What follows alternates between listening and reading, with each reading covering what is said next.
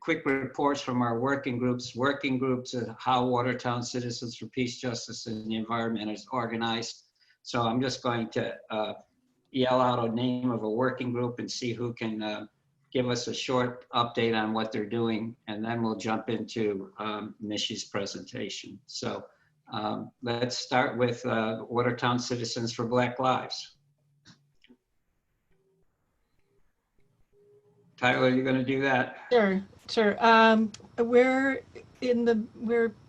not in the middle. Well, who knows? We've been reorganizing the working group, and so we're larger than we were a while ago. During the racial justice uprising this summer, there's been new interest, and we have a new organization for the group that I think is really exciting. And we have very active groups working on looking at policies around policing, and also about anti-racist policies in the town, and several other things.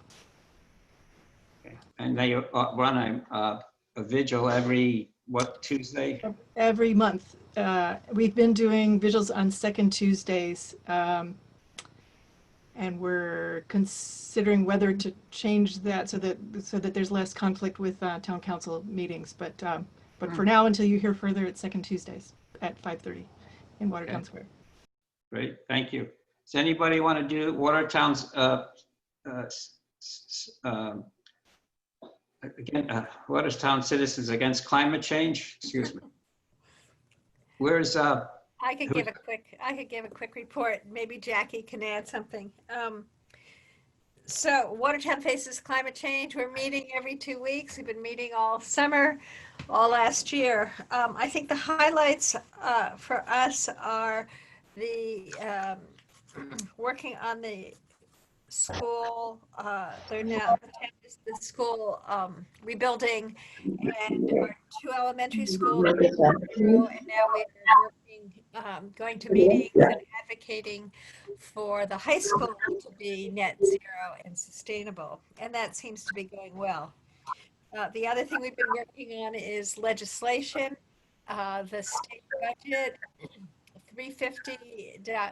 Mass had several sort of priorities, and many of them actually got passed in one form or another in the House and the Senate versions, and we're still sort of waiting to see what the final report's going to be. But it's kind of the first year that there's been any significant climate legislation in the state. And then locally, what we're looking at is almost 2 years ago, the town passed a resolution to get to net zero by 2050. And part of that resolution was that the town create a climate action plan. And we haven't seen any evidence of any action on that. It's been almost 2 years. So our next sort of activity is going to be to focus on the town and get that moving. Great. Okay. Bees for Watertown on the beach. Where's I'm right here. Friends of Bees. Well, Friends of Bees has actually been kind of thrown for a loop all summer, but I just learned of a group in the area that seems to be based around Arlington that's pulling together sort of a neighborhood pollinator pathway committee, and I'm getting hooked up with that. Great. And you want to do the life-friendly garden tour too, please? That one also, because of the COVID crisis, there's so much face-to-face stuff. We didn't do the fall tour either. Okay. And I know I'm missing one, and I apologize. There's refugee support. Thank you. Refugee support, a very active, large. Who's going to do refugee support? I know. Do it. We'll do it. Jackie, go for it. Okay, you start. Okay, so we have families that we support, and we had a family that just recently settled in Watertown. So we've been helping get what they need to get going. We've been trying to help out with funding. We've gotten some donations that we've given that have gone directly to some of the families, some of the immigrant and refugee families because they're not having money come in. So that's kind of a problem. But so mainly we've been doing that kind of thing. Things kind of slowed down. In the past, we did stuff for iftar, and this year, because of COVID, we didn't really do very much. And just to add, one of the most important needs when people come is finding housing. It's really tough. And we've had some successes recently in helping a few people get into housing, which gives them a chance to get started, and then we can help them get the supplies they need. And money has come to them also to help with the first and last months to get started too. So it's very heartwarming to see that sometimes we can help people to get off to a good start. Great. Okay. Well, I think that's our groups. Those are our 5 working groups. Please feel free to join. You'll find information on each of them on our website at watertowncitizens.org. So please think about how you might want to participate in our ongoing work. And now I'm really excited to turn this over to Mishy. This is maybe, of course, if you're here, then you know what the conversation is going to be about. What the conversation is going to be about.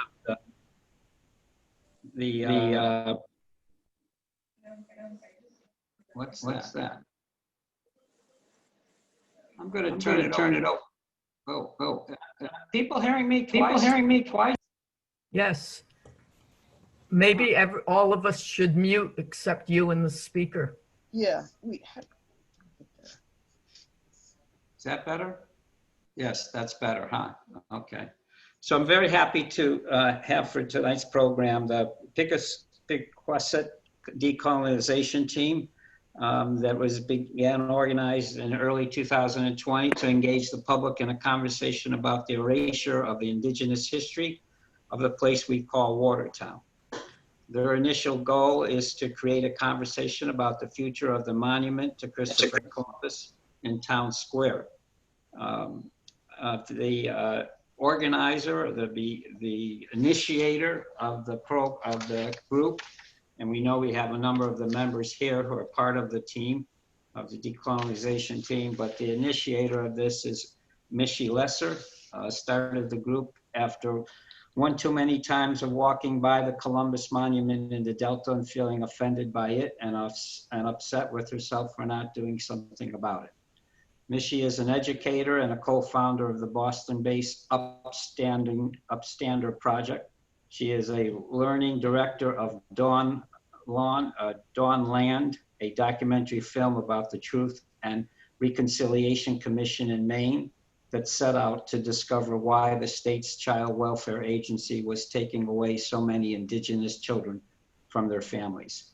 In 2018, Mishy and her colleagues were awarded an Emmy for outstanding research on Dawn Land, and the Zoom to that meeting to hearing more about that is in the announcement. So without any, I should just say that I found this very interesting. I'm sure you will too. Pequot is the Pequot band's name for the place we now call Watertown. So there's where the group got its name. So with no further ado, let me turn this over to Mishy Lesser. Thank you so much, Tony, and warm greetings to my neighbors. I'm so delighted to be with each of you tonight. This is going to be a little tricky because I'm going to share my screen with you. And the problem with that is I'm no longer going to see your faces. And that's just a real bummer for me. So I'm just going to own that. I'm going to share my screen, and then I am going to pull up the slides that I have developed for this evening. And I'll just say that I don't want to be talking for 40 minutes. I'm going to go through these fairly quickly because I think the most important thing we can do together is talk about this. So you'll notice that there's what I think is a pretty cute logo here. thank you to Eileen Ryan and Leslie. And they suggested that we change our name and shorten it. So this says Pigs Gusset Initiative. And y'all are the first ones to know that, because the rest of the group hasn't heard about that until this moment. So in all of the work that I do that attempts to center Indigenous peoples and address the erasure that has been directed toward them since Europeans came here, I begin with a land acknowledgement. So I want us to begin by recognizing that those of us in Watertown live on the homeland of the Pequasit Band of the Massachusetts tribe. And this next sentence is sort of, it's intense. They have cared for and stewarded this land for many thousands of years. That means hundreds and hundreds of generations have lived here. And I've only lived in this town for 20 years. Some of you said you've been here for 60, but there were other people who have lived here for thousands of years. And so we make this recognition of the original inhabitants, the first peoples of this land, to defy the erasure that was practiced by colonial settlers. And I am a settler. So I'm an uninvited guest on this land. And my way of dealing with that, to try to make it less bad, is to do the work that I do, which is educational work about the history that has been so disavowed of the places that we call home. So the last point on this slide is that to acknowledge whose land it is means nothing if we don't do something about it. So our little group has a plan. So I know that some of these words are tongue twisters for those of us who are non-native, but the name of this place, according to its original inhabitants, is Pigs Gusset, which means the meadows at the widening of the river. Maybe all of us together will discover exactly where that place is on the river that we now call the Charles. These are the hopeful outcomes that I have for our evening together. One is to just unpack what it means for those of us who are non-native to become accountable for the erasure of the Indigenous history of this place that we so love. The other is to really build a commitment to work for an erasure. Also, we want to critically engage the name of the Delta and the monument to Columbus. And we don't think that the work ends there. These are just steps. So we really want to build support for long-term decolonization and decide next steps in relation to town council. And I'm going to just impromptu add another hopeful outcome. And that is for us to have a productive conversation with one another. This is not intended to offend anyone who may be historically connected to the naming of the Delta or the monument. We're not seeking anything other than to have a conversation that deepens all of our understanding so that we can figure out how to move forward. So across the country, people like us want to know, why is this boulevard named for Sir Francis Drake? Or why do we have this statue of Robert E. Lee? Or why is there a monument to Christopher Columbus in our park?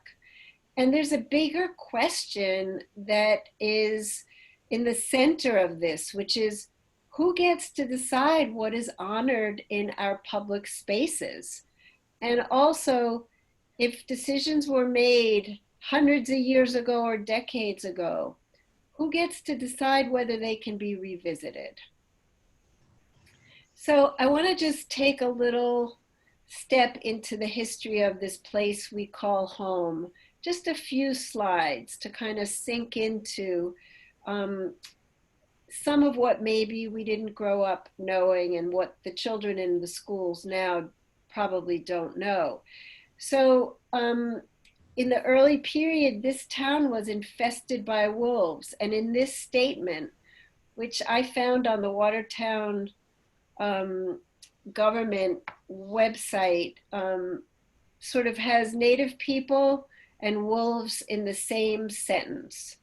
And there's something about that that I find troubling, because erasure happens as part of a process of dehumanizing some people, in this case, the first peoples of this land. So this is something that, you know, just a very quick history lesson. So the non-Indigenous population of the colony that was known as the province of the Massachusetts Bay, if somebody could turn off their microphone, somebody who has a dog, I'd be so grateful, because I love dogs, but I'm distracted right now. Thank you so much. So in the mid-1600s, the non-native population of the colony exploded. It had been like 30,000 people before Palmetto Comet's resistance, and then it went up after that to 150,000. That's a very large demographic growth. I refer to what happened in 1675 and 1676 as Palmetto Comet's resistance, because I feel like it more accurately helps me to understand what happened in this region then. I have problems with everything about King Philip's war. He wasn't a king, he wasn't really Philip, and it wasn't really a war. But that's a rabbit hole I'm not going to go down right now. Happy to talk with anybody offline about that if you're interested. As the war continued into 1676, the Massachusetts Council was actually, I mean, these are echoes of today, which can be found hundreds of years ago. They wanted to build a wall around the city of Boston when fighting came within 10 miles of the city. The violence that engulfed the region really did bring Puritan New England to its knees. And the scale, we're talking about twice as bloody as the Civil War and 7 times more lethal than the American Revolution. And the people who took the brunt of it were 6,000 Indigenous people who were killed, and there were 1,000 English people killed. Some of that fighting may have happened here. I don't know, though, specifically. But what I do know about what happened here is that during that war, the Massachusetts Council decided to exile somewhere between 500 and 1,100 what they referred to as Christian Indians, women, men, and children, to Boston Harbor Islands without food or shelter as the weather was getting cold. And I'll just say that, you know, the praying towns were the precursors for what became the reservations that Indigenous people were forced to live on around the country. They were removed from Natick, which is Nipmuc territory, and forcibly, they were shackled and dragged in chains and loaded into horse-drawn carts. And look at that, they were brought here to Watertown, placed in canoes. They went down the Charles River, and then they were forced onto 3 ships that took them to Boston Harbor, where they were imprisoned. At least half the people who were there perished, and Indigenous scholars say that they weren't just on Deer Island, they were on other islands as well, and they referred to these as concentration camps. So I'm fast forwarding hundreds of years to 1940. And I'm very grateful to Counselor Vinnie Petrelli, who sent me a very detailed and kind email a couple of days ago. And he helped me understand that it wasn't the town council in 1940 here, it was the town meeting. They're the ones who renamed the Delta, and they approved the monument. It was a vote of 85 to 59. and the monument was dedicated by the Watertown Council number 155 of the Knights of Columbus. The point I want to make here, and I can't underscore it enough, is that those of us in the Pigs Gusset Initiative, and our group is comprised of people who are Italian Americans and descendants of those who supported this effort, they were doing it because they wanted to feel welcome here. They were discriminated against, and they wanted to affirm their standing in the face of anti-Catholic sentiment. We totally get that, and we honor that reasoning. It's just unfortunate that they chose Columbus as a standard bearer. One thing that Vinny said is that if we want to try to move this forward, a citizen's petition would require 150 voters to sign. I'm wondering if my friend and colleague Joseph Rotella would like to unmute himself, if he'd like to add a sentence or two to this before I go forward. Joseph, you'd be most welcome to do so, and if not, I'll just carry on. Thank you, Mishy. I would just add, to give you a moment to rest there, is yeah, being second generation Italian American, you know, realizing what my ancestors were coming to this country and wanted to be accepted. And yeah, they saw the Columbus monument and the study of that as a way to continue to be seen and accepted in the community. And so, which is not a terrible thing. I mean, there's many of us have stories of our ancestors coming here and wanting to be part of this country. Thank you, Joseph. So I'll just keep going and then we can talk about all this. So I thought, you know, if we are affirming through our actions that there's a problem with Columbus, I thought I should just say a couple of words about him. So here's an excerpt from his journal where he contrasts, and you know, he was on the island of Hispaniola, and this is what he wrote in his journal.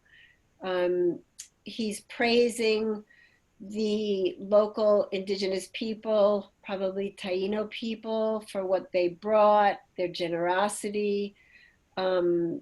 They were peaceable. And then there's this sentence that reveals his motives. They would make fine servants. With 50 men, we could subjugate them all and make them do whatever we want.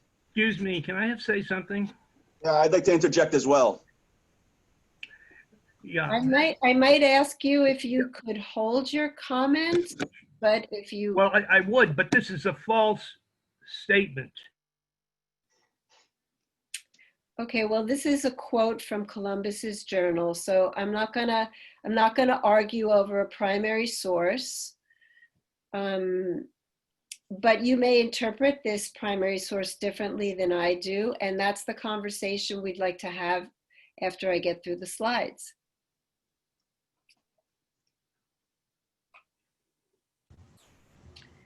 The other slide on Columbus introduces you to a quote by a Spanish priest, Bartolomé de las Casas, who wrote, "Our work was to ravage, kill, mangle, and destroy." Who in future generations will believe this? I myself, writing it as a knowledgeable eyewitness, can hardly believe it. Bartolomé de las Casas has extensive, detailed descriptions of what happened on Hispaniola and how people died of murder, torture, disease, and many committed suicide, and even with their children because they didn't want to face the consequences of their enslavement and being forced to work and mine gold of which there was not much. They were punished if they could not produce the gold that was being required of them, and the land there did not have gold, and so many died. So I think maybe right now, before we talk about next steps, and you can see on this slide, there are two of them. One is a citizen's petition to the council, and the other is a screening and discussion of the documentary film that we made, Dawnland, to help everybody understand more deeply how genocide against Indigenous peoples looks today in current time. You know, I will open it up with these two discussion questions. So why does this matter today? These things that happened hundreds of years ago, why do we care about them? And what, if anything, can we do together? And for those who, from the Flat Earth Theater group who said that they wanted to know more about land acknowledgements, if you'd like to just copy down the URL on the bottom of the screen, upstanderproject.org/sign-up, we will be happy to share information with you about how to do a meaningful land acknowledgement and what to avoid. So I'm happy right now to stop sharing my screen, and I would ask everyone to please take a deep breath if we could, and find a way forward so that we can have a productive conversation. Okay, so I think first off, thank you, Mishy, for the presentation. You know, you learned so much.